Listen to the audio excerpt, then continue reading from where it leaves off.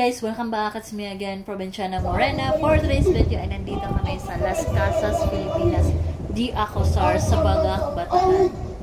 Kung mahilig kayo sa heritage or maano kayo sa history, so perfect place to visit. That's our Philippine Itong lugar na ito guys. Sobrang sila. Meron silang swimming pool, madaming activities na pwede nyong gawin. Like ATV ride, kalesa ride, boat ride, and then meron silang for history, and then like what else? Swimming sa beach, pwede din kayong mag-yachty ride, whatever you want. Meron din silang simbahan, pwede kayong magpakasal doon, and everything. Panoorin nyo na lang guys. Thank you for watching!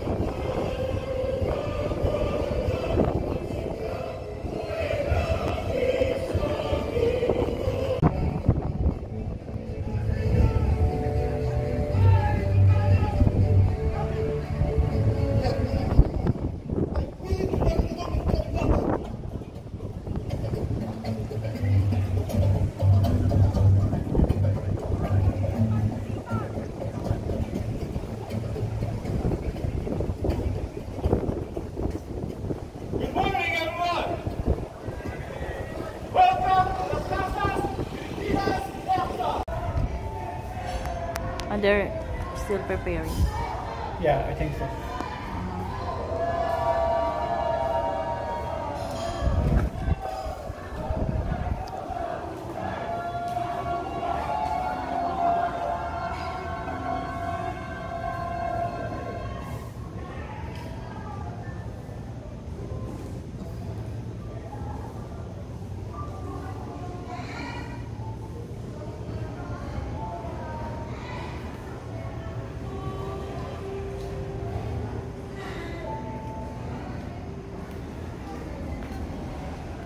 Good morning everyone, and once again welcome to Las Casas, Pilipinas de Acosar. So by the way, I'm Mark and I will be your tour guide. So during our tour, we have selected houses that we're going to visit. But before we enter the house, before the wooden parts of the house, we have to remove our footwear because this is one of our Filipino tradition. I'm just kidding. So by the way, his first wife was Paula Correntino, wherein they had their son Jose Alberto Alonso, who became our representative in Spain for more than 4 years. And then by the way, the two ladies in the picture, so they're also the later owners of Casa Binyan, because when this house was unused by the family of Jose Alberto Alonso, they sold Casa Binyan to Doña Magdalena Arevalo Leiva. Then Doña Magdalena gave the ownership of Casa Binyan to her daughter Isabel. And 4 years.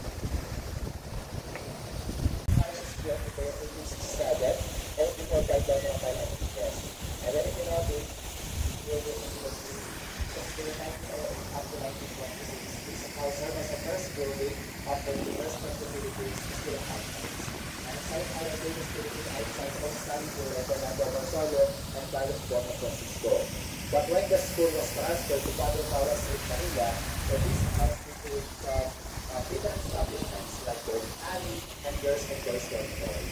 And then now, here I would like to share with you the old version of our CCTV.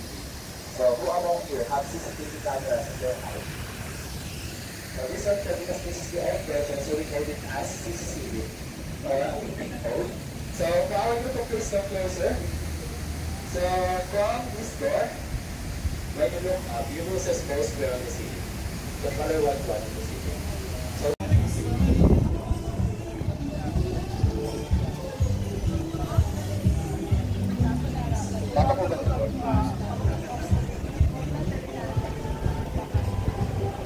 so for our group, by the way, during our tour, we're not going to visit those houses because that's one of our accommodations here in Las Casas.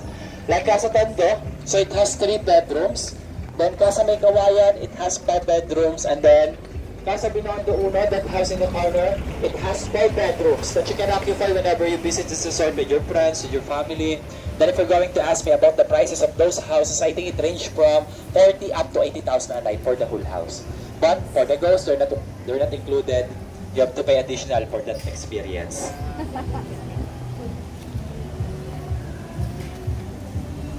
40 bedrooms.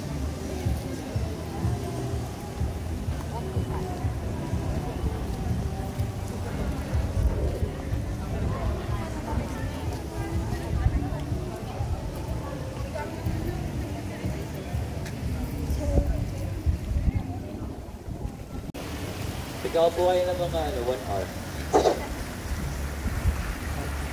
Oh, that's right.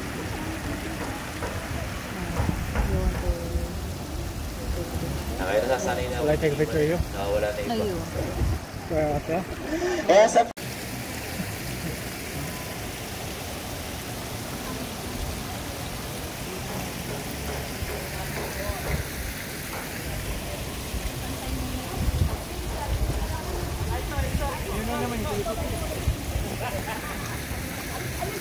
You want to go there, Han? Yeah, will we? Yeah, we can go. Here.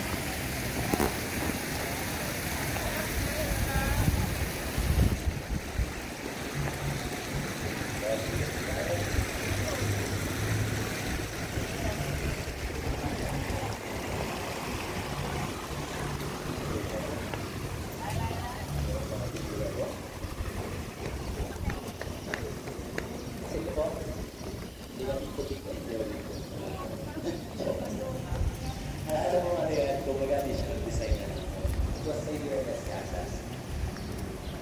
Alala ko, nagpapakita lang po ng laro ng Pilipino noon. Alam mo ba ang tawag sa laro na yan? Yan po yung assignment nyo. Tama.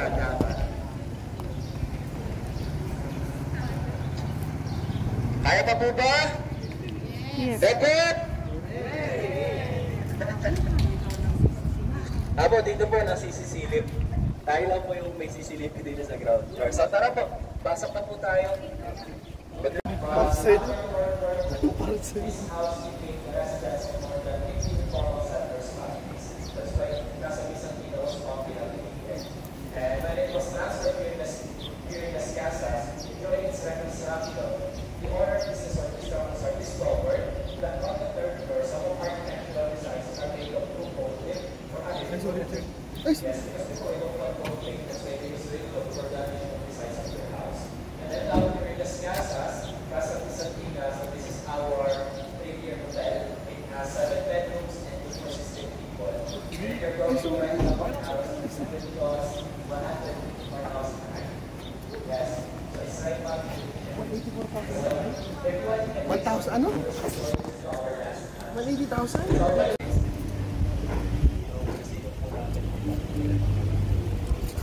We will ride again the jeepney. And then go. I know, we will eat first. I hear, honey.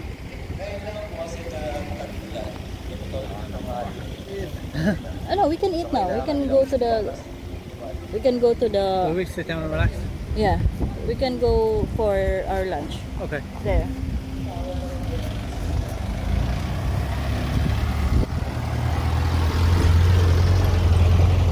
That's the jeepney we got? Yeah. If you want to ride again, it's just that we will inform. Yeah.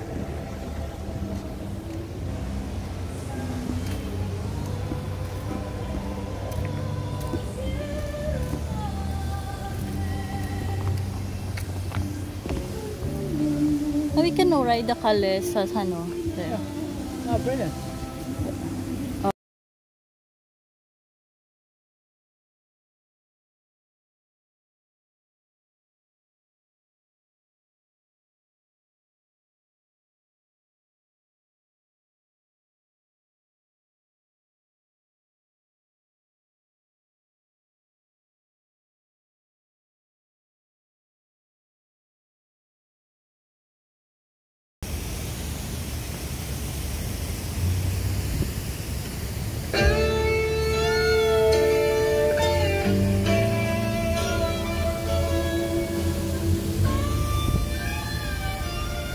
Are you sweating now?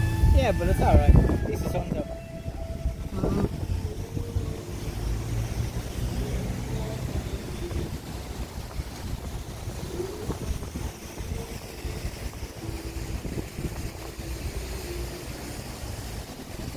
Kayong kaibigan o kamag-anak o kapitbahay, magkatabi kayo nagtitira at mangungutang sa inyo, pautangin niya sigurado magbabayad. Dahil wala ibang dadaanan. Isa lang po ang hagdanan natin.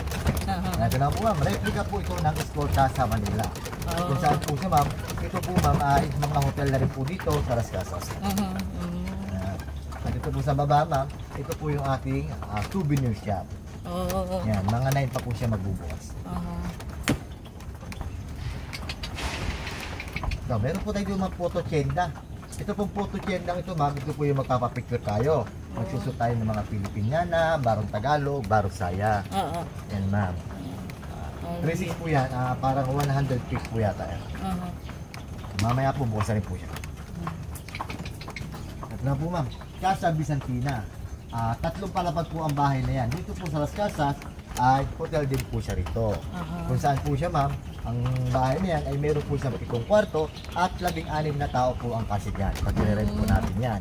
Bali yan po ma'am, isa po sa mga exclusive na hotel dito o premiadong hotel dito sa Las Casas.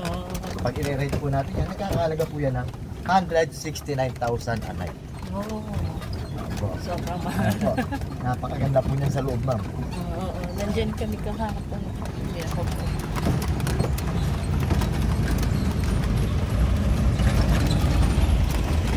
So, mga hotel lang po natin yan. Casa San Miguel, Casa Mexico, Pampanga. Ito mga Casa Mexico, Pampanga. Ayun po yan ma'am. Palaisipan po yan nung madala po dito sa Las Casas. Kasi po yun, yung mga bahagi po niya nito bago po nadala rito. Yung iba po ma'am ay natagpuan na po talaga sa jam. Kaya po yung bahay na yan, medyo matagal na nangyari. Talagang puzzle po talaga siya. Hinahanap po talaga ang mga pyesa niya. Buti nakita pa. Yes ma'am. So ito close, ito o kusina Ito niya. ang kusina na Maria ma'am. Yung tuwis ko ang siya rito. Talas ka. Close siya ngayon. Mamaya po, 12 po ang bukas niyan. 12. Okay. So we can eat our lunch there. In there? Yeah. So, Okay. Perfect. Kasi paulit-ulit na lang kami doon sa kanila. Pangalawa po tayo na pala ito. Second day na namin. Kahapon nandito na kami. Ito mga hotel po rin yan. Casa Binondo, Casa Tondo, and Casa Mekawaya. Yung Casa Binondo po yun, meron po yung 3 kwarto. Ito lang po 4. Ito lang po siya 5. Kung saan po siya ma'am, mga hotel na rin po siya rin po sa Las Casas. Para Rin sa po natin mga yan. group. Po, yeah po. Mga madami ng ano. Ito naman po yung ating Casa Quiapo, Manila. Kung saan po yan, yan po yung kauna-unahang building ng UP. University of the Philippines. Yan. Kung saan nga po siya ma'am. Nung araw po pala ma'am, uso na rin po pala ang CCTV. Kasi nga po yan, sa taas po yan, may kwadradong mali. Kung tawagin po yan ay CCCL. Ano po ma'am? So sisilipin muna Bago, bukas. pagka gusto po, kapapasukin niya lang. Pag ayaw po, bubuhusan po ng tubig. At kung ayaw pa rin talagang umalis, bubuhusan ng po yun ng ihi.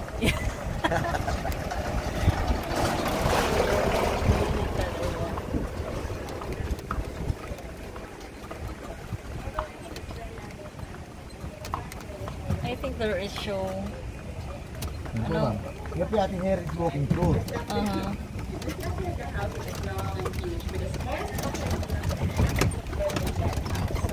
for now, that's not part of our show houses because it's still being reconstructed. But in the future, we will converted into one of our rental house. Ito, simbahan po natin na replica po yan ng Balanga Bataan Church, St. Joseph Cathedral. May picture na po ba kayo, ma'am? Wala pa po. Nakaming dalawa. Sige. Ang simbahan po yan, ma'am, may operation na po din yung estancia.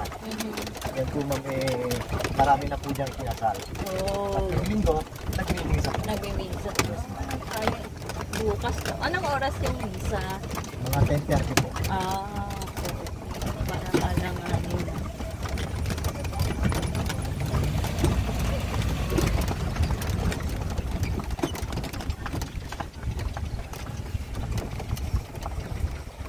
Oh. Oh. We'll go down and... Ayan. Tawag po namin yung Ice Sound. Kung saan po siya, ma'am, dito po siya ay hotel din po siya. Kadalasan po yan, ma'am. Sinasama po yan sa package ng mga kinakasal dito sa Las Casas. At ang room po niyan, ma'am, ay tatatlo lamang. Isa po sa taas at dalawa po sa ibaba. Mapapansin mo, ma'am, bahay. Galing naman po yun sa Levery Batangas. Isa rin po sa mga hotel building po yan. At isa rin po sa mga original na bahay na itinayo at inilipat po dito sa Las Casas. Ano yung parang giniba tapos... Opo.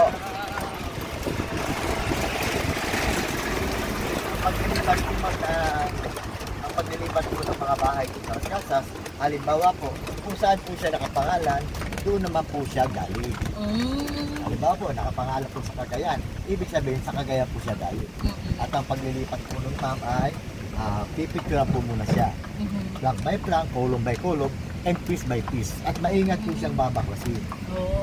Siyempre po ma'am, ang mga bahagi, no, hindi naman po natin maiiwasan na mayroong masira. Kaya nga po siya, pag dinala po ng Las Casas, mga 85 o 80% na lamang po ang original. Yes, ma'am. Kaya po siya ma'am, may 20% na replica na lang. At ang bahay po dito sa Las Casas ma'am ay 63 houses, 41 po ang original, 22 naman ang replica. Walang bahay galing sa Bohol. Bohol po? Wala pa po. Wala. Ma'am, taga Bohol yan? Oo. At taga doon po yung aking mga kamag-anak ng asawa ko. Oo. Lahi po ng mga Uruyan. Hindi. Saan kaya sila sa Bohol? Hindi mo maalam. Ayaw po sa babanda yun. Basta malapit daw po sa Chocolate Hills eh. Carmen. Carmen. Carmen, ma'am. Carmen. Pero kayo, taga dito talaga kayo? Opo, dito ko lang po nakilala yung aking asawa. Pero sa ngayon, wala na po yung asawa. Yung makibilang bahay? buhay na po. Buhay, okay. Pinuha na po ng maaga ni God. Pero may mga anak kayo? 4. Tapos yung mga dito, sir, ano siya, hindi, wala pang... Hotel po lahat dito dyan. Pero ano siya, under cleaning. Cleaning. Ang lakas siguro ng maintenance dito, no? Yes, ma'am. Bakit kulang-kulang 500 na po kami dito, ma'am. Lahat po kami mga empleyado. Yung may-ari dito, Las Casas, buhay pa? Or... po. Ang may-ari po nito, ma'am, ay si Mr. Jerry Acusar. Ang tunay niya pong pangalan ay Jose Rizalino Acusar. Yes, ma'am. At siya po ngayon ang ating housing secretary ng Pilipinas. At ang may-ari po nito, ma'am, ay isang architect. At contractor din po siya. Ilang taon na yun siya? Mga 70 na po yun. Tapos may mga anak din po siya? Opo, marami po siyang anak. Taga dito lang din ba siya? Taga Bataan po. Bataan talaga.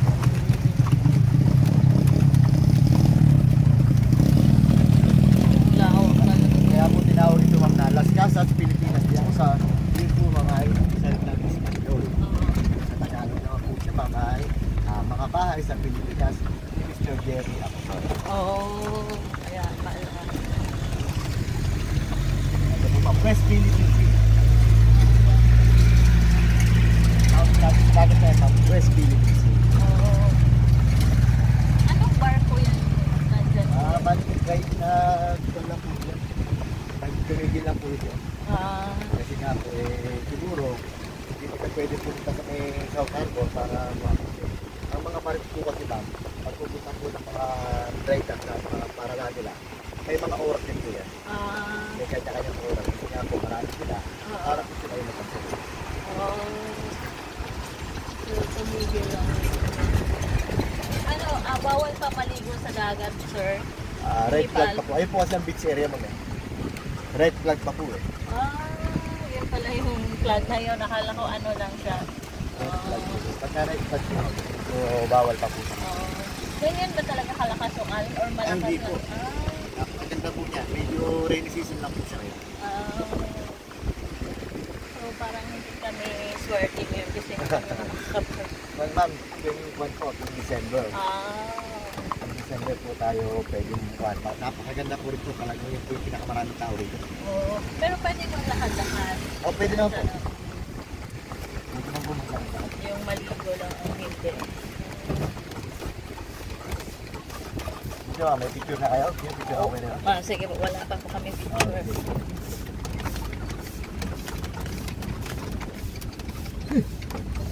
Oh! Take picture.